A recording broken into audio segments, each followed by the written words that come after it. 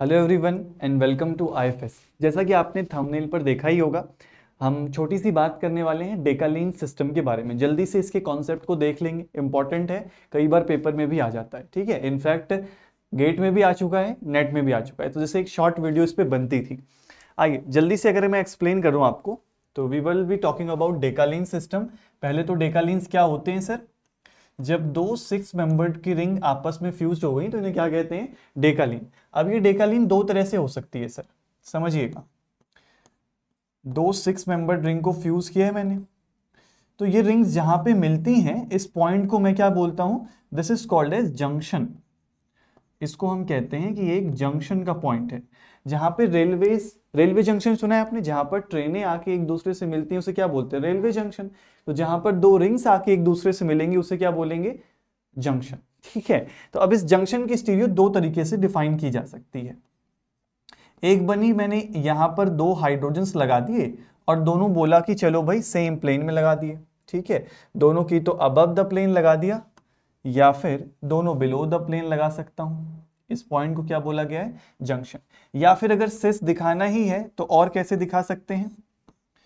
अगर सिस दिखाना ही है सर, तो आप इसको बिलो द प्लेन और इसको भी बिलो द प्लेन लगा सकते हैं, ये हो गई सिस डेकालीन। या फिर हम बना सकते हैं ट्रांस डेकालीन, जहां पर दो 6 मेंबर्ड रिंग फ्यूज्ड होंगी और इस जंक्शन पे स्टीरियो कैसी होगी? एक अबव और एक below. This is your cis, this is your trans. अगर क्वेश्चन पूछ ले कि बताओ सिस और ट्रांस में ज्यादा स्टेबल कौन है, तो बिल्कुल आसान है बताना।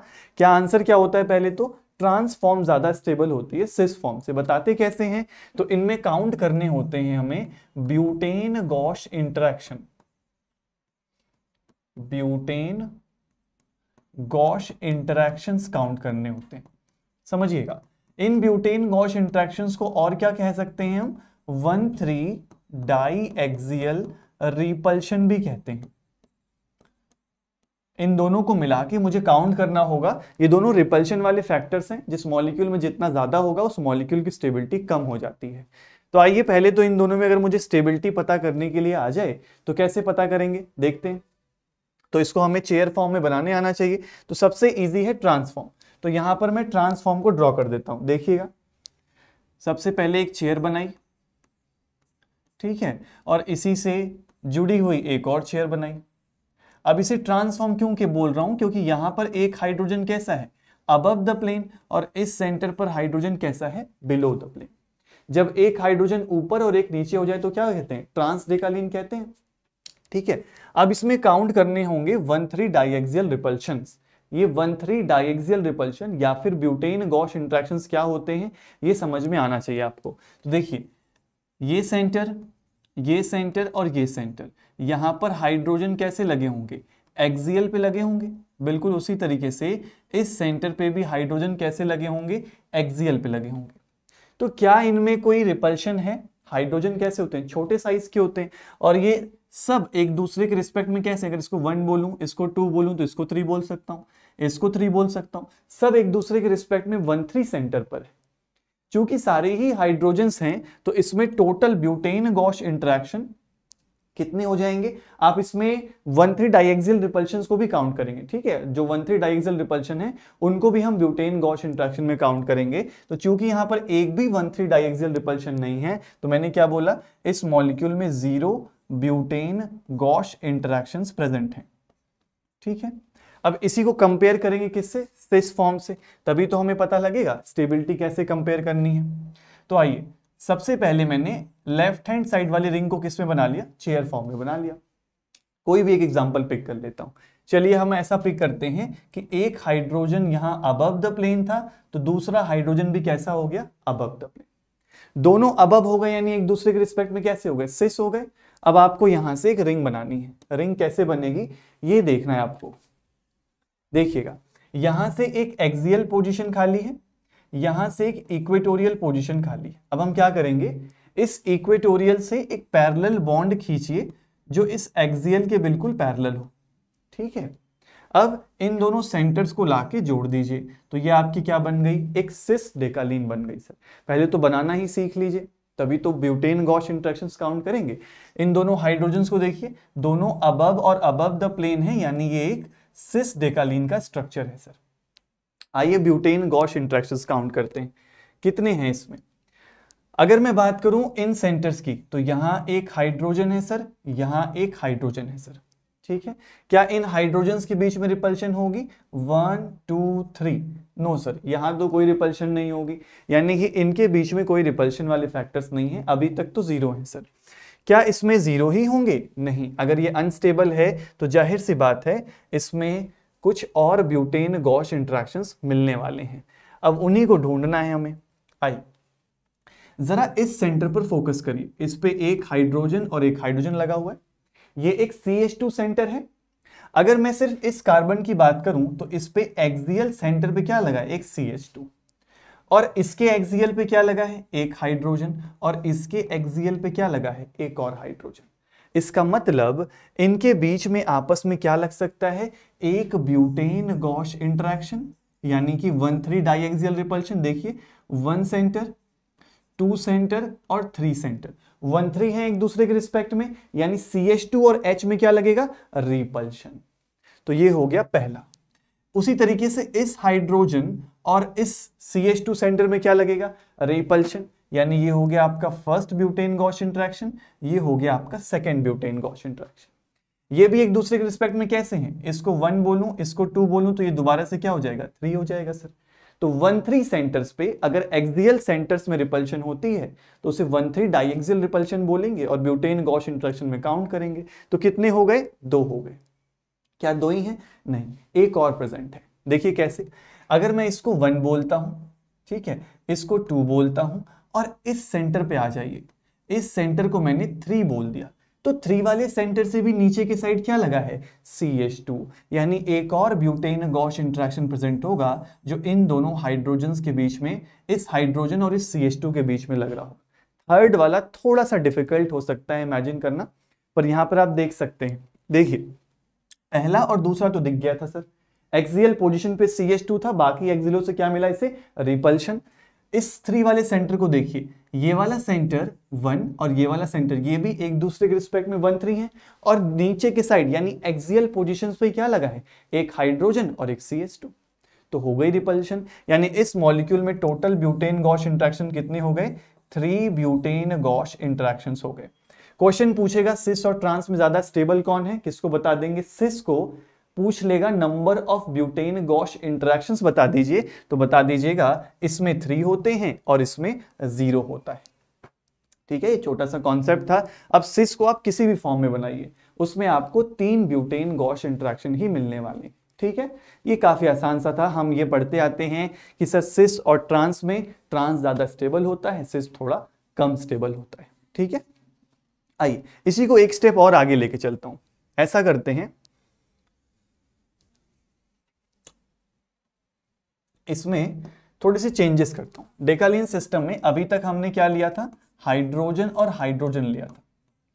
इस बार इस सेंटर पे चलिए एक CH3 लगा दिया। मेरा मन कर रहा था CH3 लगाने का, तो मैंने यहां पर एक CH3, एक हाइड्रोजन, ये ट्रांस हो गया, और ये क्या हो जाएगा हमारा? सिस हो जाएगा, जहां पर दोनों CH3 अबव लगा लें, या फिर आप चाहें तो बिलो भी लगा सकते हैं, कोई फर्क नहीं पड़ेगा सर। ठीक है, अब ये अबव अबव का हो गया, आप चाहें तो इसको बिलो और बिलो भी कर सकते हैं तो ये सिस ही, CH3 और H। ठीक है, अब इसमें पूछ लिया भाई। ठीक है, तो इसका आंसर तो मैं फिर से बता दे रहा हूं आपको। आंसर तो पता करना बहुत आसान है कि सिस और ट्रांस में अगर यहां स्टेबिलिटी कंपेयर करेंगे तो फिर से ट्रांस फॉर्म की स्टेबिलिटी ज्यादा होगी किससे? सिस फॉर्म से। लेकिन अगर पूछ ले ब्यूटेन गॉश इंटरेक्शन, फिर ये क्वेश्चन कहां आया हुआ है? आपके गेट के पेपर में आया हुआ है, गेट 2022 जो फेब में होता है उसमें आया था। उसमें पूछा था इन दोनों में जो ब्यूटेन गॉश इंटरेक्शंस हैं उनका डिफरेंस कितना है। NAT में क्वेश्चन आया था। तो देखिए उसने आपसे स्टेबिलिटी नहीं पूछा, उसने पूछ लिया कि आपको डिफरेंस पता है या नहीं, यानी इंडिविजुअली काउंट करने भी आना चाहिए। तो आइए ट्रांसफॉर्म में सबसे पहले काउंट करते हैं, बहुत आसान है। एक चेयर बनाइए, ठीक है, इस सेंटर पे भी एक चेयर बनाइए, बन गई। अब यहां पर क्या लगा हुआ है? अबव द प्लेन CH3 लगा हुआ है, और बिलो द प्लेन क्या लगा हुआ, हाइड्रोजन। ये आपका क्या बन गया, ट्रांस डेकालीन। इसमें अब काउंट करने आपको क्या, ब्यूटेन गॉश इंटरेक्शंस। एक सेकंड में इसको इधर ले लूं, आजा भाई, हाँ आई। ये हो गया 1 सेंटर। इसके रिस्पेक्ट में 3 सेंटर कौन सा होगा सर, ये वाला, यहाँ एक हाइड्रोजन लगा है। उसी तरीके से सर ये वाला, यहाँ एक हाइड्रोजन लगा है। उसी तरीके से 2 और 3, ये भी एक 1-3 सेंटर है। उसी तरीके से 3, ये भी एक 1-3 सेंटर है। CH3 और हाइड्रोजन के बीच में एक ब्यूटेन गॉश इंटरेक्शन, दूसरा ब्यूटेन गॉश इंटरेक्शन, तीसरा ब्यूटेन गॉश इंटरेक्शन और चौथा ब्यूटेन गॉश इंटरेक्शन। मतलब ट्रांसफॉर्म में तो टोटल ब्यूटेन गॉश इंटरेक्शंस कितने हैं, 4 हो गए सर। आई बात समझ में। अब सिस में जाहिर सी बात है 4 से ज्यादा होने चाहिए, तो उन्हीं को ढूंढना है हमें। तो आइए ढूंढते हैं, कैसे बनाएंगे। इस बारी सिस को हमें चेयर में कन्वर्ट करना है, तो क्या करते हैं, चलिए इस बार किसी एक को बना लेंगे। पहले इधर चेयर बना लेते हैं, ठीक है। ये हो गई मेरी चेयर फॉर्म, ठीक है। यहां से मैंने लगा दिया, या फिर इसको बना लेते हैं above the plane, CH3 above और इस सेंटर से H अबव। मैं इस वाली रिंग को ड्रॉ कर रहा हूं, ठीक है। आप इसको भी ड्रॉ कर सकते हैं, बिल्कुल सेम आना है। तो CH3 ऊपर था, हाइड्रोजन भी ऊपर कर दिया। यहां से CH3 अबव और इस सेंटर पे हाइड्रोजन भी अबव। अब जो बचा है वहां से रिंग बनानी है सर। रिंग कैसे बनेगी देखिएगा, एक हाइड्रोजन इधर इक्वेटोरियल पे और एक यहां पर एक्सियल पे। सॉरी, हाइड्रोजन नहीं है, बैलेंसी होंगी इस तरीके से। अब इतना बनाने के बाद इन दोनों को जोड़ते हुए एक रिंग कंप्लीट करनी है। तो क्या करिए, यहां से एक पैरेलल बॉन्ड खींचिए, और किसके पैरेलल होना चाहिए, इस एक्सियल के, और इन दोनों को लाके एक सेंटर से यहां पर जोड़ दीजिए। तो ये क्या बन जाती है आपकी, एक सिस डेकालीन बन जाती है सर, ठीक है। अब इसमें हमें काउंट करने हैं क्या, ब्यूटेन गॉश इंटरेक्शंस। तो आइए काउंट करें।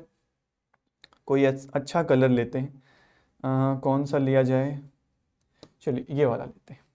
इस सेंटर को क्या बोला है मैंने, 1 बोला है। आई होप ये विजिबल होगा, हाँ ठीक ठाक विजिबल है। ये हो जाएगा आपका 2 सेंटर, सॉरी 2, और ये हो जाएगा 3 सेंटर। यहाँ एक हाइड्रोजन है, ये 2 तो ये 3 सेंटर, यहाँ एक हाइड्रोजन है। एक ब्यूटेन गॉश इंटरेक्शन और इस CH3 के साथ दूसरा, this is 1 and this is 2। 2 butane gosh interaction हो गए सर। नीचे भी हो सकते हैं, बिल्कुल, आइए देखा जाए। एक हाइड्रोजन यहां पर जो लगा है सर, एक्सियल सेंटर। अच्छा, ये 1 2 3 को हटा देता हूं ताकि कंफ्यूजन ना हो हमें, राइट। ये वाले तो आ गए थे समझ में, अब इनको देख लेते हैं। इस सेंटर को देखिएगा, इस सेंटर को देखिएगा, यहाँ CH2 है और इस हाइड्रोजन में एक ब्यूटेन गॉश इंटरेक्शन, पिछले मॉलिक्यूल में भी तो काउंट किया था भाई, राइट। उसी तरीके से यहां पर भी हाइड्रोजन है, इसके बीच में भी ब्यूटेन गॉश इंटरेक्शन। 1 2 3 ही है ये भी, देखिए 1 2 और 3। अगर इसको 1 2 और इसको 3 बोलूं तो ये भी एक एक्सियल सेंटर जैसा ही है, तो इसके बीच में भी ब्यूटेन गॉश इंटरेक्शन। कितने हो गए इसमें टोटल, काउंट करिए जरा, how many butane gauche interactions are present here.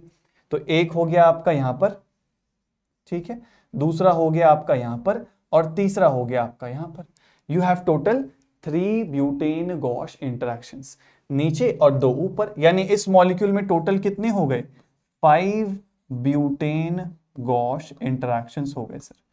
इसमें 5, इसमें 3। अगर डिफरेंस पूछा होता, जो गेट एग्जाम में पूछा था, तो आंसर क्या आता, 1। अगर इंडिविजुअली पूछा होता तो इसमें कितने आते, 5, इसमें कितने आते, 4। आ गई बात समझ में। स्टेबिलिटी किसकी ज्यादा है, ट्रांस की स्टेबिलिटी ज्यादा है, किससे, सिस से। तो इसको नोट डाउन कर लीजिएगा, अच्छा कॉन्सेप्ट था ये भी, ठीक है। आइए एक लेवल और बढ़ा देता हूं थोड़ा सा। अगर इसी डेकालीन सिस्टम में आपसे पूछ लिया जाए, देख लीजिए भाई, थोड़ा यूजफुल है, पूछा गया है कई बार।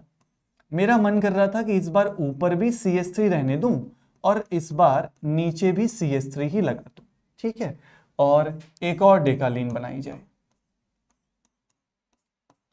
इस बार अबव द प्लेन CH3 है और अबव द प्लेन फिर से CH3 लगा दिया जाए। ये क्वेश्चन आया है CSIR नेट में, किस साल आया है ये तो मैं भूल चुका हूं, पर CSIR नेट में आया है, इसको देखते हैं। इसमें भी स्टेबिलिटी पूछ ली, अब क्या करें सर, क्या हम फिर से ट्रांस की स्टेबिलिटी से इससे ज्यादा कर दें। अगर यही करते चले आते तो क्वेश्चन हो जाता गलत।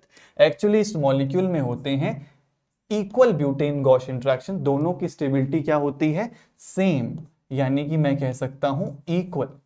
ट्रांस का आप बहुत आसानी से काउंट कर सकते हैं, सिस में आपको देखना पड़ेगा। ट्रांस का तो देखिए फट से बता देंगे आप कि कितना होगा। यहां क्या है CS3, फट से नहीं बता दीजिए फट से नहीं, हमारे यहाँ की लोकल लैंग्वेज थोड़ी सी यूज करते हैं खैर कोई नहीं। चलिए बताइए यहां पर क्या लगा हुआ है, एक CS3, this is carbon number 1, this is carbon number 2, carbon number 3। इसी तरीके से सारे एक्सियल्स को मार्क कर लूं तो ऊपर कितने आ जाएंगे, 4। उसी तरीके से नीचे भी हाइड्रोजन्स को मार्क कर लूं, अरे भाई जब ऊपर वाले CS3 को रिपल्शन मिलेगा तो नीचे वाले को भी मिलेगा। एक लाइट कलर से इनको मार्क कर लेते हैं, 1 2 3 4। अगर मेरे 4 ऊपर हो गए तो 4 नीचे भी हो जाएंगे सर, 1 2 3 और 4। यानी कि इस मॉलिक्यूल में टोटल ब्यूटेन इंटरेक्शंस कितने हो गए, 8 ब्यूटेन गॉश इंटरेक्शंस हो गए सर।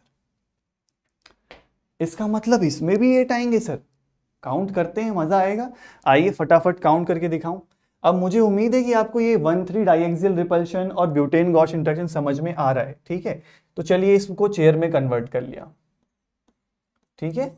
इस सेंटर से अबव द प्लेन क्या लगा हुआ है, एक CS3 लगा हुआ है, और यहां से भी एक अबव द प्लेन क्या लगा हुआ है, CS3 लगा हुआ है। ये थोड़ा कॉम्प्लिकेटेड है भाई, तो इसको बहुत ध्यान से समझिएगा वरना इसमें खो जाते हैं। वरना आप चाहें तो आंसर याद करके भी जा सकते हैं, लेकिन अगर पता होगा तो ज्यादा अच्छी बात है। देखिए यहां से क्या बचा है, एक इक्वेटोरियल, यहां से एक्सियल, इसके पैरेलल एक बॉन्ड खींचा सर और इन दोनों को लाके जोड़ दिया, ये क्या बन गई, एक सिस डेकालीन। आइए काउंट करें। काउंट करने का ही तो मजा है भाई। अगर हम काउंट करें तो इस सेंटर पे हाइड्रोजन, इस सेंटर पे हाइड्रोजन, एक यहां सर, एक यहां सर, 2 हो गए। उसी तरीके से जो पीछे करते आए हैं 3 इसमें भी दिख रहे हैं आपको, बिल्कुल सही सोच रहे हैं आप सर। एक हाइड्रोजन यहां पर, एक हाइड्रोजन यहां पर, ये हो गया आपका फोर्थ, ये सॉरी थर्ड फोर्थ, और ये हो गया आपका फिफ्थ। 5 हो गए सर, 5 तो पिछले मॉलिक्यूल में भी थे, लेकिन अभी 3 और चाहिए सर। 3 और कैसे मिलेंगे, अब यही जो मैं येलो कलर से बनाऊंगा इसमें ही पहचानने में दिक्कत आती है, तो इसी को ध्यान से देखिएगा, ठीक है। ये सेंटर कैसा है, या फिर ऐसा करते हैं पहले इनको देखते हैं। इस सेंटर को देखिए, इसको मैंने बोल दिया ये 1 सेंटर है, ठीक है। 1 से आप चलेंगे, थोड़ा सा CS3 को मैं फिर से बनाता हूं, ठीक है, वरना दिखाई नहीं पड़ेगा आपको। Give me a second sir, रब क्यों कर रहे हैं, अरे बना रहे हैं भाई, थोड़ा सा समय दे दें मुझे, बस दिखना भी तो चाहिए आपको। पता चला दिखाई नहीं आपको, ठीक है। और इस सेंटर पे हमारा एक CS3 लगा था। अब देखिएगा, अब दिखाई देगा। इसको 1 बोल दिया, इसको 2 बोल दिया, इसको 3 बोल दिया, ठीक है। उसी तरीके से 1 और ये 2 हो जाएगा, और ये क्या हो जाएगा, 3। होता क्या है, इस 1 सेंटर और इस 3 सेंटर में भी, यहां पर भी तो 2 हाइड्रोजन लगे होंगे, और इस सेंटर पे भी क्या लगे होंगे, 2 हाइड्रोजन लगे होंगे। हालांकि इसको इमेजिन करने में थोड़ी तकलीफ हो रही है, मुझे पता है, क्योंकि ये थोड़ी सी टिल्टेड चेयर है, पर है तो 1,3 सेंटर पे। तो इस CS3 और इस हाइड्रोजन में एक रिपल्शन, और इस CS3 और इस हाइड्रोजन में एक रिपल्शन। ये जो मैंने येलो वाले मार्क किए हैं, यही ऐसे हैं जो पहचानने में तकलीफ करेंगे आपको, मुझे पता है। 5 इधर हो गए थे, 6 और 7 हो गए। अब लास्ट कहां से आएगा सर, अब तो खत्म हो गया 1,3। देखिएगा, आपको चेयर फॉर्म को न्यूमैन प्रोजेक्शन में बनाने आता है। अगर चलिए मैं अगला वाला आपको अगले पेज पे दिखाता हूं, ठीक है, इसको ध्यान से देख लीजिए, चाहे तो स्क्रीनशॉट ले लीजिए। मैं अगला वाला 8th वाला आपको अगली पेज पे दिखाता हूं, वरना यहां पक जाएगी खिचड़ी। ये हो गया चेयर फॉर्म, ठीक है। This was our CS3 and this is our CS3। समझिएगा, अगर मैं इस चेयर को इस सेंटर से ध्यान से देखिएगा, इस चेयर के लिए मैं न्यूमैन प्रोजेक्शन बनाऊंगा, किस बॉन्ड के अलोंग, इस बॉन्ड के अलोंग। यहां से मैं चेयर को देख रहा हूं, ठीक है। यानी कि आपको फ्रंट वाला कार्बन दिखाई पड़ेगा 1 नंबर, ये 1 नंबर का कार्बन है। इस पे क्या होगा, इधर CS3 लगा होगा सर, इसके नीचे एक बॉन्ड होगा, कौन सा वाला, ये वाला बॉन्ड, और इसके राइट हैंड साइड में एक बॉन्ड जा रहा होगा जो किसका पार्ट होगा, रिंग का। ये भी किसका पार्ट है, रिंग का। पीछे वाला कार्बन तो नहीं दिख रहा है, इसको थोड़ा सा कर्ल करके बना देते हैं ताकि अच्छा दिखे भाई। ठीक है, ये रिंग का पार्ट है, ये भी रिंग का पार्ट है। इसके पीछे CH3 जरूर दिखाई देगा, ठीक है। और इस सेंटर पे क्या होगा, एक रिंग का पार्ट हो जाएगा, और इस सेंटर पे भी क्या हो जाएगा, रिंग का पार्ट हो जाएगा। अब ध्यान से देखिएगा, जब भी दो CH3 गॉश फॉर्म में आ जाते हैं तो इनके बीच में भी क्या लगती है, रिपल्शन। इसको क्या बोला जाता है, ब्यूटेन गॉश इंटरैक्शन। यानी एक रिपल्शन इस CH3 और इस CH3 के बीच में भी लग गया, जो कि एक दूसरे के रिस्पेक्ट में 1-2 है। ठीक है, यानी कि इस मॉलिक्यूल में टोटल ये कौन से हो गया, 8वां हो गया। तो इस मॉलिक्यूल में टोटल कितने ब्यूटेन गॉश इंटरैक्शन हो गए, 8 ब्यूटेन गॉश इंटरैक्शन हो गए sir. So this was the overall concept of Decalene system। पहले स्टार्ट कहां से किया था, H और H कौन ज्यादा स्टेबल, ट्रांस ज्यादा स्टेबल। कितने ब्यूटेन गॉश इंटरैक्शंस, ट्रांस में 0 सर, सिस में 3। ठीक है, अब ऊपर एक CH3 लगा दिया। सिस और ट्रांस में ज्यादा कौन stable, trans sir. Butane gauche interaction एक में 4 और एक में 5, देख लूं जरा। एक में 4, ट्रांस में 4 और सिस में 5, राइट। जैसे ही ऊपर नीचे CH3 लगा देते हैं, कहानी खत्म, दोनों equal stable. 8 butane gauche interaction cis में, 8 ट्रांस में।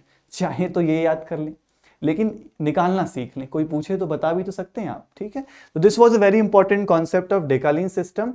आई होप आपको पसंद आया होगा। पसंद आया तो वीडियो को लाइक करिएगा, शेयर करिएगा। अगर आप चाहते हैं कि ऐसे और वीडियोस बने कॉन्सेप्ट के, तो उस कॉन्सेप्ट का नाम कमेंट सेक्शन में डाल दीजिएगा। मैं पर्सनली कमेंट सेक्शन चेक भी करता हूं। मुझे लगा कि ये टॉपिक अच्छा है, इस पे बनाना चाहिए, तो मैं श्योरली वीडियो बना के लाऊंगा। ये वीडियो थोड़ी सी लंबी हो गई, 10 मिनट के नाम पे 20 मिनट की हो गई, पर कॉन्सेप्ट अच्छा था, इस वजह से मुझे बताना पड़ा। Thank you so much, happy learning. मिलते हैं किसी और वीडियो में।